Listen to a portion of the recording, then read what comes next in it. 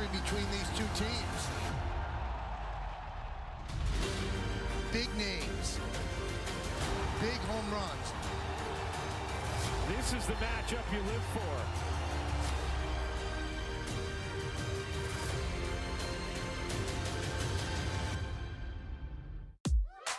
Teachers are dynamic leaders, shaping a new generation. Innovating how they teach to prepare students for our fast-changing world. Achieving this takes skill and expertise. And connecting with each other. Leading by example.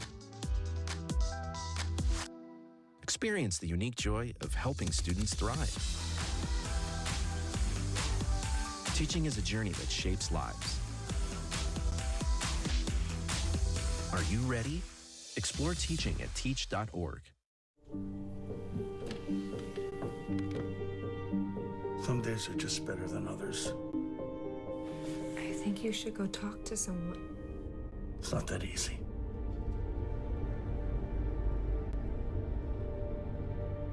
Have you been thinking about suicide? You can talk to me, Dad. It's been a tough couple of months.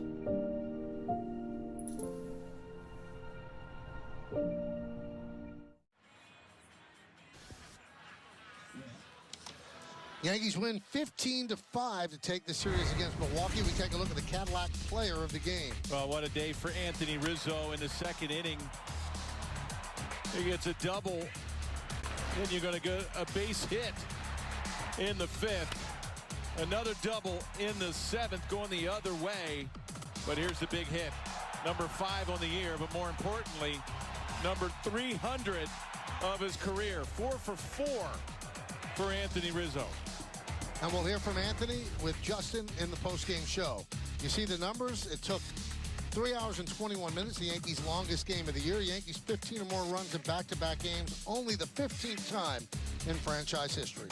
Coming up on the Yes Network, stay tuned for the W.B. Mason postgame show with Bob Lorenz and Jack Curry. Special thanks to producer Troy Benjamin, director Michael Cooney, Mike Webb, Jared Bosnack, and the executive producer of the Yes Network is Mr. John J. Filippelli. Join us again tomorrow as the Yankees open a huge AL East series against the Orioles from Camden Yards in Baltimore, Maryland. Coverage begins at 6 on the Yes Network. First pitch coming just after 6:30. Again, the final score, Yankees 15, Brewers 5. For Jeff Nelson and Justin Shackle, I'm Michael Kay saying see ya from Milwaukee.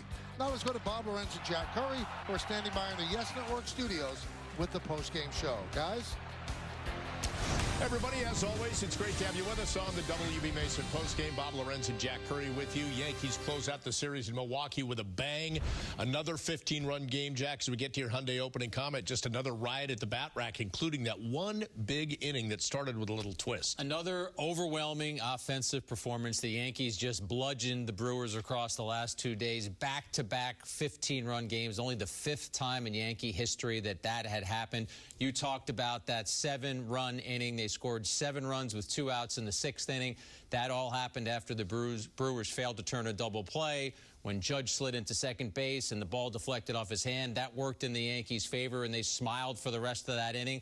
We have to talk about what Anthony Rizzo did today, hitting his 300th career home run. Think about this. There have been more than 20,000 men who have played in the major leagues. He's only the 161st to hit his 300th home run. That shows you how important that was. Judge had a homer to get the offense started. Volpe had a 3-run homer, which was very important at the time to give the Yankees a lead.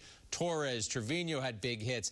Every starter, Bob, had at least 1 hit and scored at least 1 run. I think you left somebody out. You went down the entire batting order. It was that kind of game, right? Yeah, it was. And you mentioned Rizzo. We're going to hear from him in a bit. Anthony Volpe on his birthday, his 23rd, hits a home run. Let's go to that 6th inning. It's our turning point of the game, brought to you by Montefiore Einstein, the official hospital of the New York Yankees.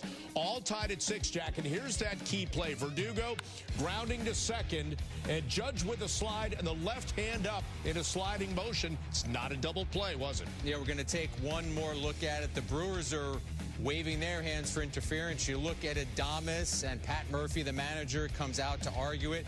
The umpires do not rule any kind of interference. They're deciding that that was Judge's natural slide, and the Yankees quickly take advantage of that. Torres' at-bats have been so much better. He drives that sinker into center field. 5-4 Yankee lead. But that was just a one-run lead. Plenty more to come after a Cabrera walk to load the bases. Trevino into left center. Drives in Rizzo and Torres. The lead extends to 3, and then they just kept hitting, Jack. Yeah, it's Soto against Peguero. He takes his sinker into right field. It's another hit. It's a 2-run single. Yankees take an 9-4 lead, one-run single. That brings up Judge following Soto with another base hit to left. 7th run of the inning to really put this game away. It was 11-4 at that point.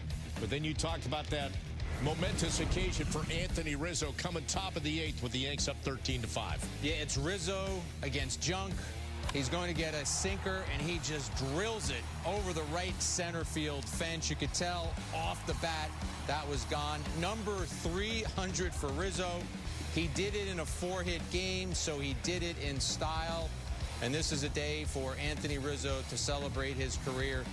As I said, quite a milestone. 161st player to ever do that. You mentioned this, 15 or more runs in back-to-back games, 5th time only in franchise history and first since July of 2007.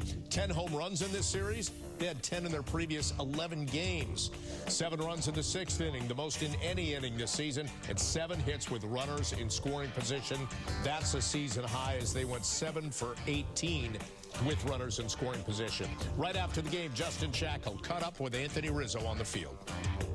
Anthony, of all the players to suit up in the history of this game, only 161 have hit 300 homers. You are player number 161. What does this milestone mean to you? It's awesome. It really is incredible. Time flies. Time flies. I try to enjoy every moment. I try to play with a smile on my face, and definitely when you hit milestones like this, it feels great. And you just look back at my parents and everyone part of my career, my wife, for the last 8 years. It's been amazing. So a lot of support, a lot of coaches along the way, and just enjoy it. This was your 19th homer in this ballpark. You've heard the boos all weekend. These fans don't forget former Cubs. What do you like about playing here? Well, I mean, we've just played here. I played here so much when I was in Chicago. And we've had some good battles here. The Brewers always have good teams, and there's always good battles. But it's a good place to hit. It's inside. It's a controlled atmosphere for the most part. But just happy to get out of the way, really. What fueled that 7-run 6th inning?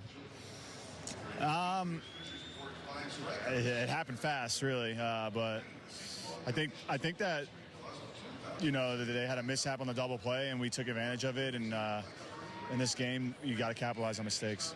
To come back from Friday's heartbreaker in the fashion that you guys have over these next 2 games to take this series, what does it say about where this team's at heading into a big showdown in Baltimore? Yeah, I think, we just bounced back. And the offensive output these 2 days has been really nice. And it's awesome when we all click like that and we're all in the same gear. So let's just carry it on and just play. I know the Orioles are going to be sticking around all year, and it's going to be a tough division all year, our whole division, and they're a really good team, and we just got to go in there and play baseball. Anthony, thanks so much. Congratulations. Awesome. Thank you. Back to you guys in studio. Justin, thank you for that for Anthony Rizzo. His first home run came June 11, 2011 with San Diego against Washington. 100th September of 2015 in a game against the Cubs. 200th, he was with the Cubs at the Marlins, and then 300th today. Comes off Jansen Junk's 16th player to hit 300, his 300th home run with the Yankees. And what was an offensive barrage, and I'm glad he broke down everybody getting into the action in that 6th inning. And over 2 games, 15 runs, 19 hits yesterday, Jack, 15 runs on 18 hits today. They needed that after about a week and a half of quiet offense. Yeah, we talked on our pregame about how you score 15 runs one night. It doesn't mean you're ever going to do it again, maybe for the rest of the season. And what happens? The Yankees do it again less than 24 24 hours later. But the thing I did say on the pregame is you're trying to take some of what you did on Saturday night and make sure that it does carry over to Saturday. The smart swing decisions, putting pressure on pitchers, not giving at-bats away. And the Yankees did all of those things for a second successive day. And the question that was asked by Justin at the end of that interview, I felt that that was very relevant, because remember where the Yankees were on Friday night. Duncan had just joined the team. He ends up getting the loss when Aaron Boone elects not to go to Clay Holmes for a second inning or not to use a reliever like Ian Hamilton. Losses like that sting. Well, how do you rebound? You rebound with 15 runs and then 15 runs again. I think when the Yankees look back on wherever their 2024 season takes them, this could end up being a watershed weekend, because this weekend could have really gotten away from them. And now they're staring at 4 games against Baltimore. They really responded on a Saturday and a Sunday. Yeah, if they bounce back because of that, I mean, you're talking about Rizzo, Glaber, Stanton, Judge. Everybody that really wasn't hitting got involved. Now, as for Judge, let's go back to the play in the 6th inning when he slid. Verdugo grounded to second. If he's out and then it's a double play or it's ruled interference, it's 2 outs, nobody on. Not the case, though. Yeah, and then the next batter was Stanton, and he ended up popping out. So you could argue, if they were the Brewers are saying you should have been out of this inning. And I want to be specific about this. If you were the Yankees on the defensive end of this, you'd be arguing for some sort of call as well. Murphy comes out and talks to the umpires about that. And I think the thing you have to look at in this situation, Bob, is Judge is 6'7", 282. Right. And when he's sliding into the base, is that a natural movement? I thought it was, but I reached out to Rich Marazzi, who is an umpire, analyst, and consultant for 16 major league teams. So this is someone that professional teams turn to get his advice and his interpretation. And what Rich said was, that's a natural baseball move, which is part of Judge's slide.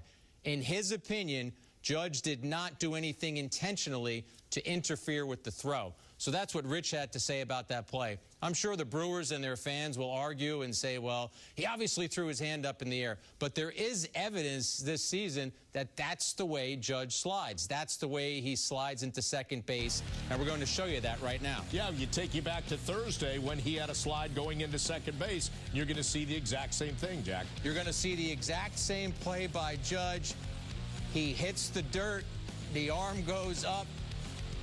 The infielder in that situation threw the ball over Judge's hand. So I think when you're looking for ways to dissect this play, it really is incumbent upon Adames in that situation. You've got to know who's running. You've got to have done your scouting. You have to be aware of, you've got this freight train of a human being coming in at you at second base. And in many instances, there's going to be a lot of moving parts. Adames didn't throw it over.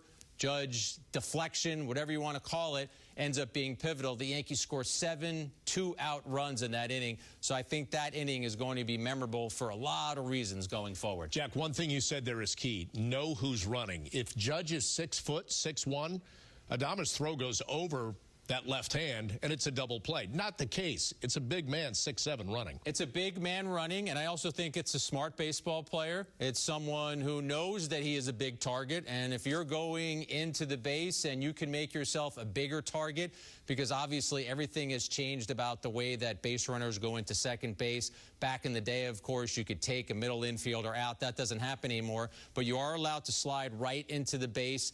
What Judge has done, and we showed the video against the A's, this is his routine. This is how he slides into the base. The oven mitt, of course, is part of that as well, but Major League Baseball allows the players to have that sliding mitt.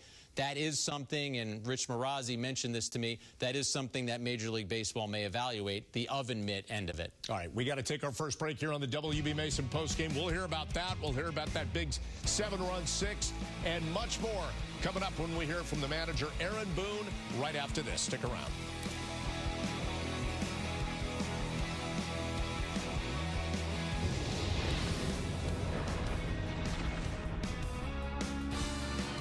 Yankees postgame show on Yes is presented by WB Mason. Stop paying high freight charges on shipping and packaging products. WB Mason delivers fast and free at amazingly low prices. For years, one company has battled to deliver business products the next day with no freight charges. Now, WB Mason, with their famous fleet of trucks and drivers, faces their biggest challenge, rescuing shipping and packaging buyers from expensive freight charges. That's right. Now, boxes, stretch film, and packaging tape are delivered the very next day at amazingly low prices. So, who do you call for fast delivery and no expensive freight charges? Who but WB Mason? Jimmy John's is using legit ingredients. For a sandwich? Premium meat. Wait, what's so funny? High quality ingredients. That's a problem! Jimmy John's, the sandwich of sandwiches. Sunshine on my shoulder makes me happy.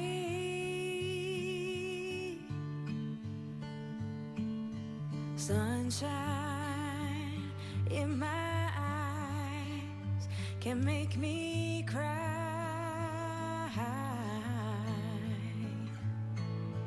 If I had a day that I could give you, I'd give to you a day just like today, yeah. Sunshine on my shoulder makes me happy. Every morning, our show will keep you well informed. Plus, our show will bring you some fun. Hi, I'm Len Berman. And I'm Michael Riedel. Wake up to New York Opinion and the news of the day. And be ready to be entertained. It's Len Berman and Michael Riedel in the morning. Weekday morning, 6 till 10 on WOR. The Yankees postgame show on Yes is brought to you in part by your local Kia dealers. Visit kia.com to discover movement that inspires. Here is your game summary from a Sunday afternoon in which the Yankees won another series, beating Milwaukee 15-5 on 18 hits. Again, their 15 or more runs in back-to-back games has only happened 5 times in franchise history. Happened last night, happened today. Let's hear from Aaron Boone now in the manager's report, brought to you by Toyota. Aaron, 30 runs combined over the last 2 days. I know there's probably a lot of correlating signs, but any carryover that you saw in specific from yesterday to today? You know, a little different today, but more really good at bats, you know. I mean, how much of that 7-run inning was all 2 outs, wasn't it? I mean, so just a lot of really good, you know, put away at bats. You know, obviously Aaron gets us off with the homer to get us started, and then a big homer there by Volpe, and you know, to their credit, they answered. But love how they just kept pouring it on, and you know, everyone pitching in. What were you seeing on that play with Aaron at second in the 6th inning? I just saw the ball disappear, so I figured it hit him. That's what I saw. What'd you think of how Marcus Stroman performed? Just struggled command, you know, and as the game went on, you know, I think just lost his feel for the zone and where he wanted to go with things. Thought he was fairly sharp early, but just, you know, struggled a little bit with command overall, and that's ultimately what, you know, knocked him out of there. To bounce back from Friday's result in this type of fashion, what does it say about where this team could be at heading into Baltimore? Well, I mean, look, you lose a tough one, obviously, in Game 1 against a team that's playing really well coming in their ballpark. So for the guys to go out and, you know, kind of put up these kind of offensive performances in back-to-back games to beat a good team, to win a series against a good team, you know, definitely feels good. He also got his 300 today. Just what's been working for him these last couple of days? Man, everything. 4 hits today. How many? 3? I mean, just good to see him really getting a lot of good swings off. You know, really, really balanced right now at the plate, and you know, it's good to see him barreling up. He's such a big part of our lineup that when he's going well, you know, we're capable of putting up a lot of runs, and hopefully this is him getting into the flow of the season. How impressive is the 300 home runs that Rizzo got? It's a lot of homers. You know, it's nothing to sneeze at. 300 homers. I mean, that's, you know, it's something to be proud of. you know, a lot of people are fortunate enough to put on a big league uniform, and a very small percentage do it at the level that Riz has done it in his career, and 300's a pretty special milestone in what's been an awesome career. Aaron, when you see Murphy go out after the Judge play at second base, and then you see the umpires confer, is there any, you know, concern, worry on your part that they might, you know, rule that it was intentional and overturn Very that? minor. Like, you can't. I mean, that's something that I think got a call in the moment. That if you feel like somebody's doing something intentional, which clearly Aaron wasn't. So, no, I wasn't really concerned that they were going to overturn that. You've been saying you think Judge is getting close. Do you think something really clicked in here during these last few games? We've been saying not yet. So, look, a bullet to start off the game and start off our scoring. More good at bats as we went on, all the way up to his last one where he smoked the ball the other way. Last night when I took him out, he smoked that double play ball, that one hopper bullet up the middle. So, getting more good swings off, but, you know, he said we're not yet. It had been a struggle for Volpe, too. I mean, for him to go the other way there. Yeah, it was big. He put a charge in that ball. That ball smoked where he went there. Yeah, I mean, I still feel like he's been having the right at-bats, competitive at-bats, you know, not getting as great a results of late, but, you know, feel like he's been in a good spot. Did you think you might have to go to another position player today? Trevi was in play again. Had we scored there in that ninth with the bases loaded, Trevi was. I was going to go to him. Seriously? Yeah, back to back, belly to belly. So Boone brought up the idea that Judge is still trying to find it. Okay, well, it looks like he found it the past couple games. But you and I also, within the last week, have been talking about production coming from the bottom of the order. But when are the guys near the top and the middle going to get involved? Well, clearly the last 2 days they have. Yeah, as recently as Friday, when Judge, Rizzo, and Torres were the 3, 4, 5 hitters, the meter of your order, the guys that you're relying on to do some damage, they went 0 for 14. But now you look at the last couple of days and the swings that the Yankees have seen from Judge and Rizzo, and especially Torres. Torres has been lost this season, statistically lost. Beginning of the year, he was seeing a lot of pitches, but he wasn't getting a lot of results. And then for him to have only knocked in 2 runs in the first 27 games of the season, he's now 5 for his last 10. Judge has 3 homers in his last 5 games. We've talked about where Rizzo stands now, getting his 300th homer.